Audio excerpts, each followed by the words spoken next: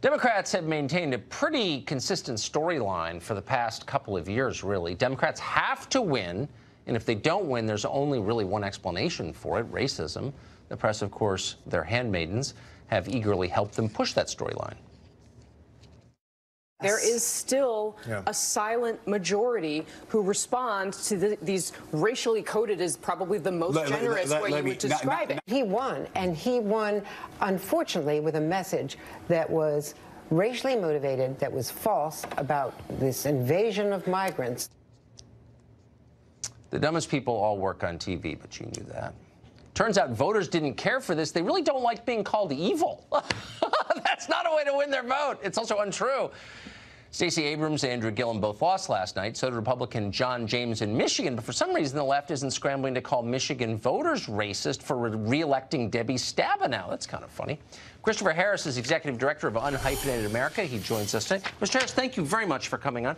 I wonder if we've reached like peak hysteria on this question. This is my preferred outcome. And we can all kind of just agree that it's not really the issue most of the time. Sometimes it is, but mostly it's about economics, and we can debate those. Or are they going to continue doing this, do you think? They're going to continue doing it. They're like a dog on a leash or a hamster on a wheel. This is what they know. Yeah. They only know how to do that. I mean, but they want to talk about some people being racist, but as you said, they don't want to talk about Michigan. How about, I have a friend of mine, Liz Mattori. She ran for the 2nd Congressional District in Maryland. She lost by 157,000 votes. So the question is to the people of Maryland, are you racist? Right. You didn't vote for a black female Republican, which she's actually first-generation American. How come those 157,000 people didn't vote for her? Are they sexist? See, this is what happens. If we're going to play this game, then let's play this game. Let's be consistent with it. They don't want to play the game because it doesn't work. It doesn't pass the smell test. So then why should Republicans or conservatives play the game? I mean, when they're accused unfairly and it's transparently false and silly of bigotry or being immoral, why don't they just laugh? Well, that's the beauty of President Donald Trump, right? I mean, he's nowhere near racist, and I saw something recently said that he's post-racial, and I think that's probably the most accurate depiction of him. He's post-racial. He knows this is all bunk. He laughs it off, and that's what every Republican should do. Every congressional Republican, every Republican around the nation should learn that lesson. Don't take the dog whistle. They're going to call you racist. I said that on the show before. Every Republican has been called a racist. Why do you keep falling for it?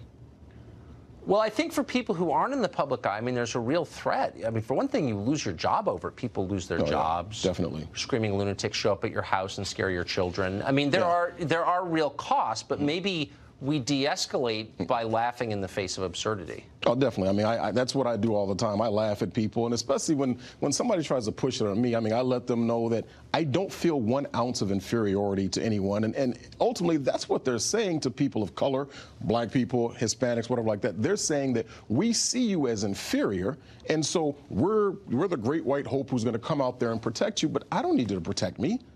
I can protect myself. I don't need I don't need any special privileges. I have the Constitution. How about we just stand up to the Constitution? That's all we're really asking for. Doesn't that, I mean, this is a long conversation, but doesn't it drive you crazy?